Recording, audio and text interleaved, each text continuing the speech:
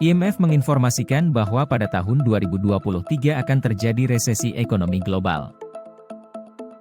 Sebanyak 31 negara akan mengalami resesi ekonomi selama 2 kuartal berturut-turut periode 2022 hingga 2023. Resesi ekonomi ditandai dengan penurunan produk domestik bruto (PDB) dalam 2 kuartal beruntun.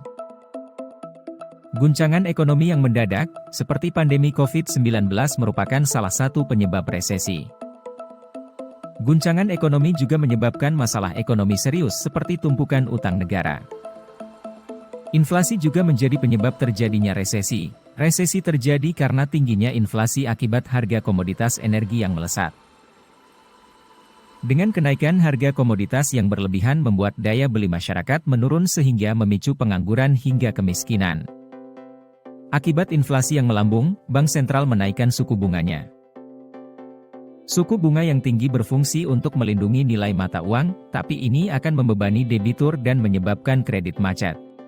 Selain inflasi, deflasi juga penyebab terjadinya resesi ekonomi. Deflasi adalah menurunnya harga barang atau jasa, tetapi jika berlebihan justru akan merugikan penyedia barang atau jasa.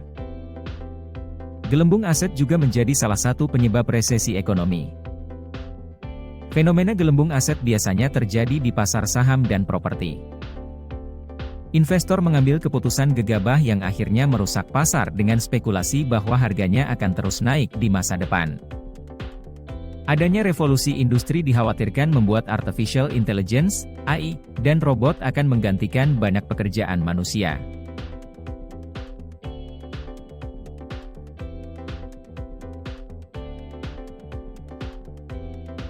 Jika ini terjadi, banyak pekerja yang berpotensi menjadi pengangguran dan resesi tak terhindarkan.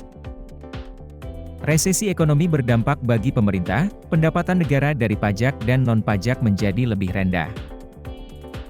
Ini karena penghasilan masyarakat menurun hingga harga properti yang anjlok dan akhirnya memicu rendahnya jumlah PPN ke kas negara. Ketika pendapatan negara sedang merosot, pemerintah tetap dituntut membuka lapangan kerja sebanyak mungkin karena jumlah pengangguran yang meningkat. Akibatnya, negara harus melakukan pinjaman ke bank asing terus-menerus hingga kebutuhan negaranya terpenuhi. Resesi ekonomi juga berdampak pada perusahaan, daya beli masyarakat menurun dan pendapatan perusahaan bakal semakin kecil. Kondisi ini yang bakal mengancam kelancaran arus kas dan perang harga lantas menjadi opsi perusahaan agar terhindar dari kebangkrutan. Resesi ekonomi juga berdampak pada pekerja loh. Beberapa perusahaan menutup area bisnis yang kurang menguntungkan dan memotong biaya operasional yang salah satunya melakukan PHK ke karyawannya. Jika banyak terjadi PHK, berarti pengangguran semakin meningkat. Tenang aja, resesi ekonomi dapat dicegah. Pertama, memperkuat daya beli dengan belanja besar-besaran.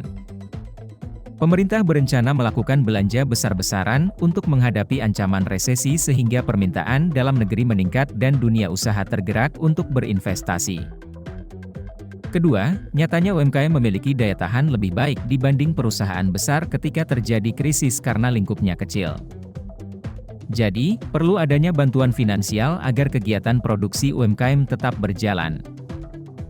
Ketiga, mengembalikan kepercayaan investor dengan membuat kebijakan dan proyek-proyek strategis untuk membangun iklim investasi agar investor tertarik menanamkan modalnya kembali.